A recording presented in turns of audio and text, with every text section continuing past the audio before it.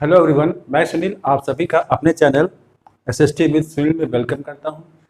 आज जैसा कि सभी लोगों को मालूम है, आज भारत का सबसे बड़ा पर्व है। जी हां, भारतीय स्वतंत्रता दिवस, जिसको हम लोग बड़ी ही धूमधाम से मनाते हैं, क्योंकि इस दिन हमारा देश भारत अंग्रेजों की गुलामी से, एक लंबे दौर की गुलामी से स्वतंत्र हुआ था। हम गुलाम कैसे हुए, है ना? ये एक बहुत बड़ा एक प्रश्न है, क्योंकि कहीं ना कहीं कमियां हमारे ही मतलब कि अंदर थी, जिनकी वजह से बाहरी शक्तियां आकर के हमारे देश में बस गई। एक नहीं बल्कि चार चार यूरोपीय शक्तियां हमारे देश में आई और हम एक लंबी गुलामी के दौर से गुजरे हैं।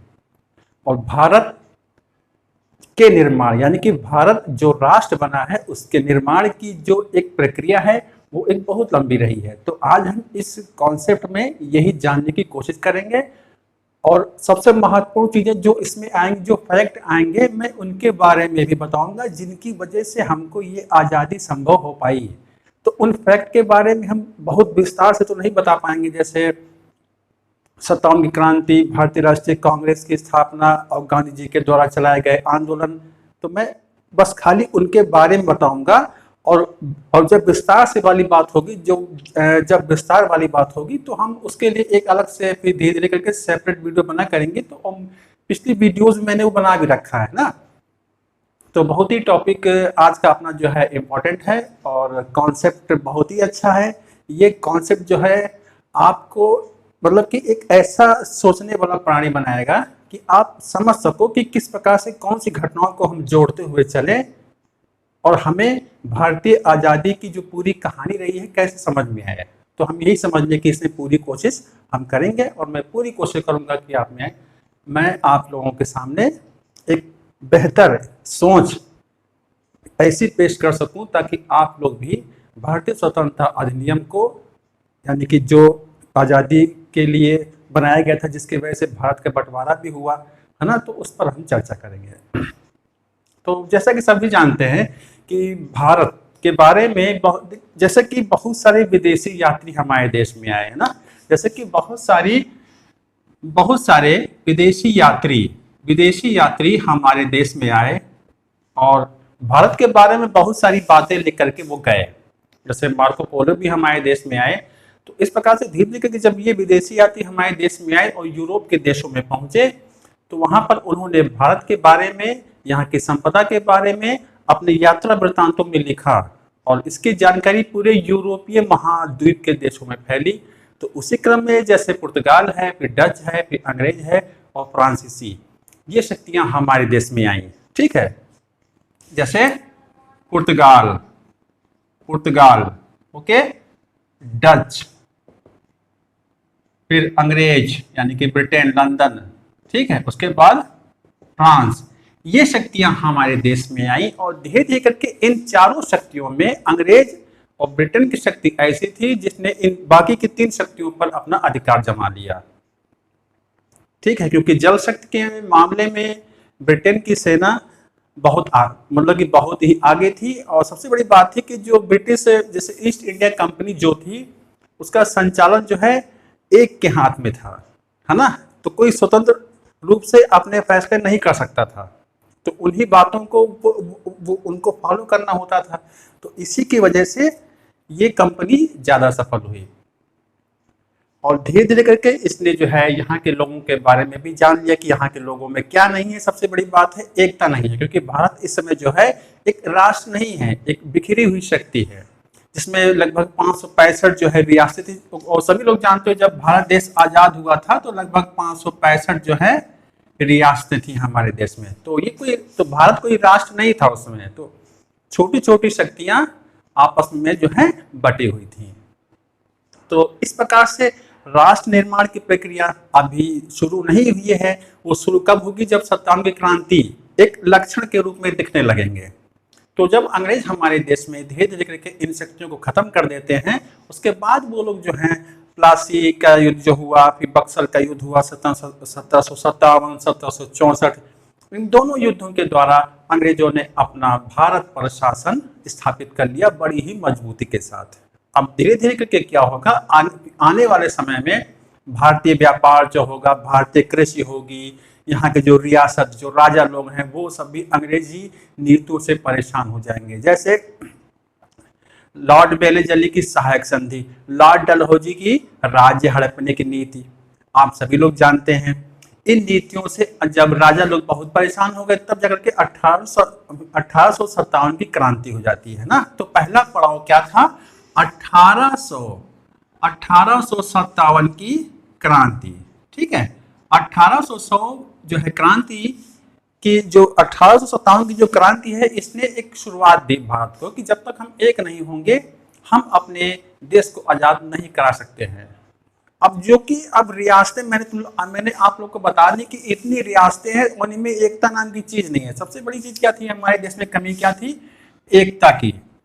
और यही एकता धीरे धीरे किस में कन्वर्ट हो जाएगा, राष्ट्रवाद में, है ना। एकता का मतलब जब हम भारत के बारे में सोचेंगे, जब हम भारत के बारे में सोचेंगे, अपने जो है निजी जो स्वार्थ होते हैं ना, निजी स्वार्थों को त्याग कर, निजी स्वार्थों को त्याग कर, निजी स्वार्थों को जब हम त्याग देंगे, तब जाकर के हमारे देश में हम एक राष्ट्रवादी सोच के नागरिक बन पाएंगे। तो इस प्रकार से धीरे धीरे, और ये क्रांति सफल नहीं हुई। क्यों नहीं सफल हुई, क्योंकि रियासतों में एकता नहीं थी। उत्तर भारत में कुछ ही स्थानों पर ये क्रांति सफल हुई, बाकी सफल नहीं हो पाई। दक्षिण भारत ले लो, और सबसे बड़ी बात है कि मध्यम वर्ग जो था, पढ़ा लिखा वर्ग था, उसने इसमें सहयोग नहीं किया किसी भी प्रकार का ना। और अयोग्यता की भी कमी थी हमारे क्रांतिकारियों में, लड़ने की क्षमता ही नहीं थी, क्रांति समय से पहले शुरू हो गई थी, कोई प्लान नहीं था ना। तो इसकी वजह से हम जो है इस युद्ध में हारे, सत्तावन क्रांति में हारे। लेकिन कहीं ना कहीं हमारे अंदर एक ये सोच डेवलप हुई कि जब तक हम लोग एक नहीं होंगे, हम कुछ नहीं कर सकते। जब तक हम अपने निजी स्वार्थों को नहीं त्याग देते हैं, हमें आज़ादी संभव नहीं है। तब जाकर के 1885 में क्या होता है, कांग्रेस की स्थापना होती है। और इसका उद्देश्य, जिसे कहते हैं कि लॉर्ड डफरिन के दिमाग की उपज थी। तो लॉर्ड डफरिन ने कहा था कि भारत में फिर से एक क्रांति होने वाली है, जो कि 57 जैसे क्रांति हो सकती है। तो इसके लिए क्यों ना भारतीय नेताओं को आपस में, मतलब कि भारतीय नेताओं को एक ऐसे मंच पर लाया जाए और इनको जोड़ के रखा जाए, क्योंकि ये नेता ही लोग जो होते हैं, ये जो है विवाद पैदा करते हैं। और जब नेता हमारे साथ में रहेंगे, तो क्रांति होने की कोई संभावना ही नहीं रहेगी। तो कांग्रेस की स्थापना इसी सोच के आधार पर एलन ऑक्टेवियन ह्यूम के द्वारा हुई बंबई में।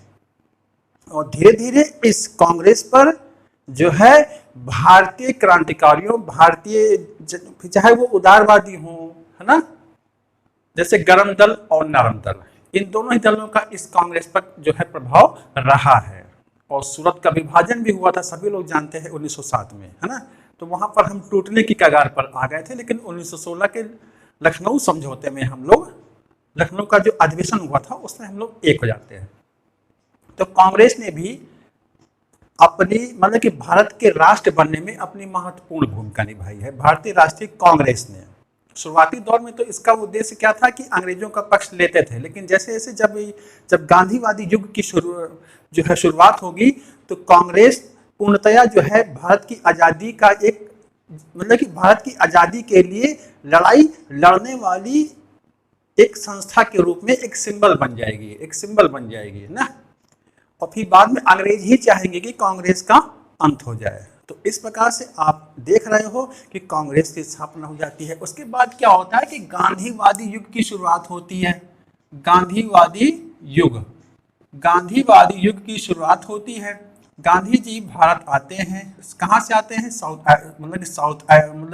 अफ्रीका से, जहाँ पर वो गिरमिटिया मजदूरों के लिए लगभग 20-22 साल उन्होंने अपने वहाँ पर बिताए, उनके अधिकारों के लिए। सत्याग्रह की शुरुआत साउथ अफ्रीका में ही गांधी जी के द्वारा हुई। उसके बाद 1917 से लेकर के मतलब कि कह सकते हो पूरा 1948 तक, है ना। ये एक लंबा समय रहा है गांधीवादी युग का। इस दौरान गांधी जी जो है भारत में एक मुख्य शक्ति के रूप में अंग्रेजों के सामने खड़े हो जाते हैं, भारतीयों का पक्ष लेकर के कि जब तक हम एक नहीं होंगे हम आज़ादी नहीं पा सकते हैं। और इन्हीं के द्वारा धीरे धीरे करके आंदोलन जो है शुरू होते हैं। क्षेत्रीय आंदोलन जो है आप लोग जानते होंगे, चंपारण है, अहमदाबाद है और खेड़ा है ना। उसके बाद गांधी जी के द्वारा 3 आंदोलन चलाए जाते हैं। पहला है असहयोग आंदोलन, ठीक, असहयोग है। दूसरा क्या है, सविनय है। तीसरा है इनका जो लास्ट आंदोलन था, भारत छोड़ो आंदोलन, ठीक।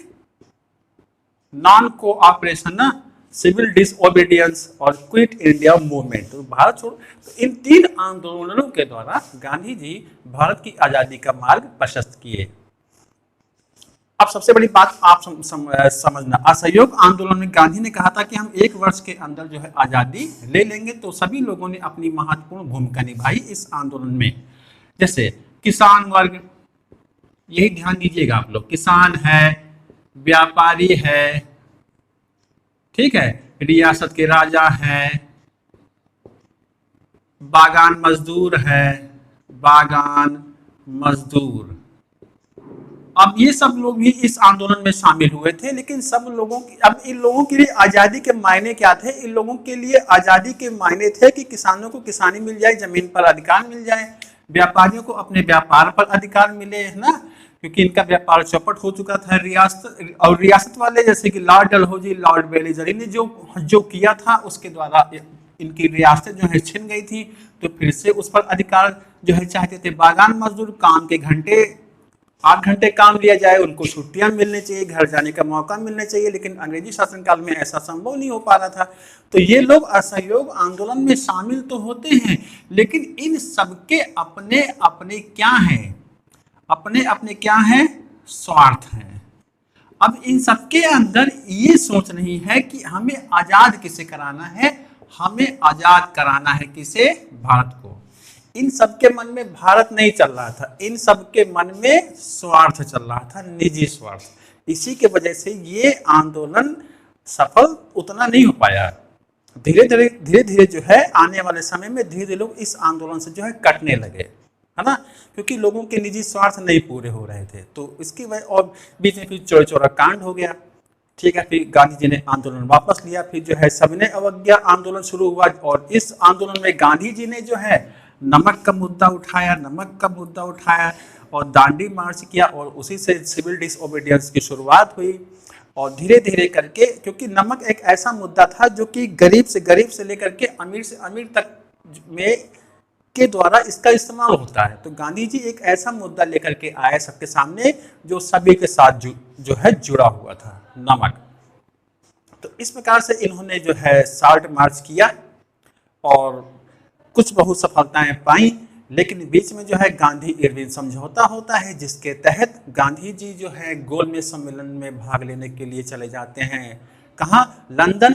और इसी बीच जो पाटीदार किसान होते हैं जैसे गुजरात वगैरह में, तो वो लोग भी फिर से शामिल हुए थे। लेकिन बाद में उन लोगों, क्योंकि उनसे लगान बहुत वसूल किया जाता था।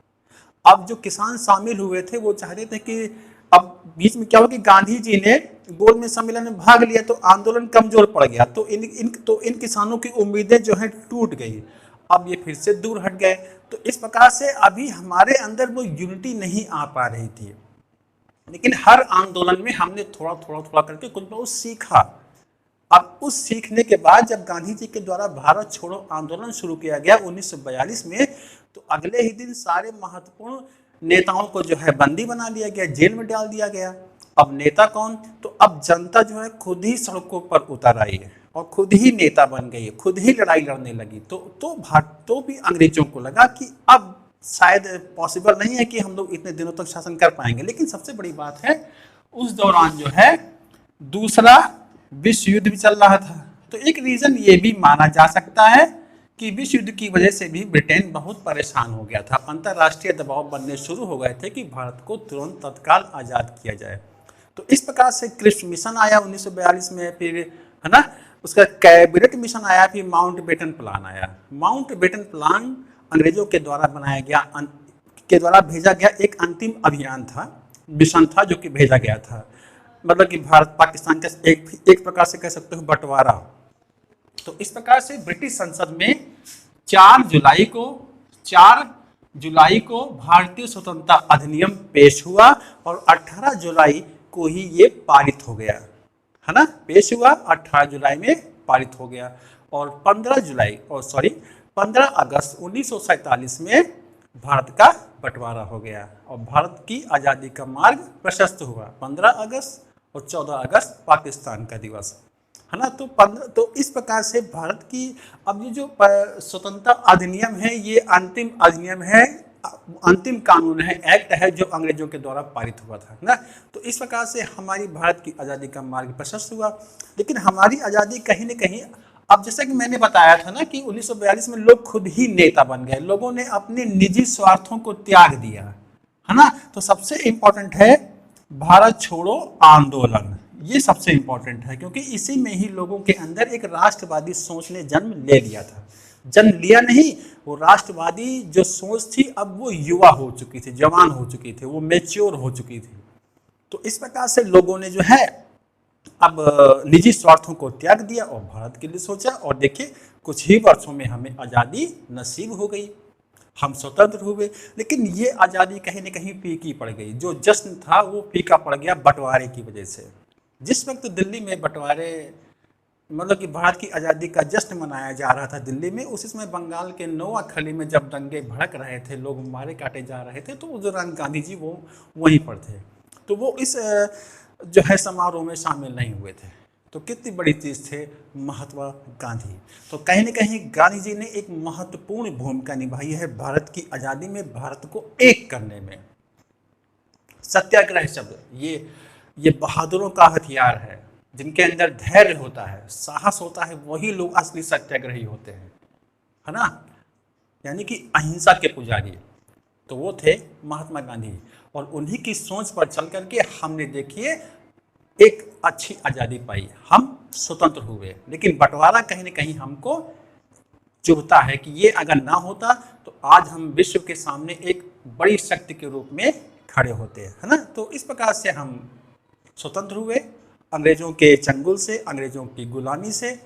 और आज का यही तो अपना टॉपिक था, भारतीय स्वतंत्रता दिवस। बस आवश्यकता इस बात की है कि हमें एक राष्ट्रवादी सोच रखनी है। बस राष्ट्र का मतलब होता है जब सामाजिक रूप से, सांस्कृतिक रूप से ना, भाषा, धर्म, किसी भी प्रकार का भेदभाव ना हो, हमारे अंदर इस प्रकार की सोच ना हो, है ना, कि हम इस धर्म के हैं, हमारी ये भाषा इम्पॉर्टेंट है, हम इस क्षेत्र के हैं, ये सोच ना हो। बस हमारे अंदर सोच ये हो कि हम भारतीय हैं, हम इंडियंस हैं, है ना। तो यही होता है राष्ट्रवाद। तो कैसा लगा ये आज का वीडियो, कमेंट बॉक्स पर कमेंट करिए। तो मिलते हैं आपको नेक्स्ट वीडियो में, और भारत की आज़ादी का जश्न ऐसे ही बस आता रहे, हम लोग खूब मनाते रहेंगे, सेलिब्रेट करते रहेंगे। तो मिलते हैं आपको नेक्स्ट वीडियो में। Thank you.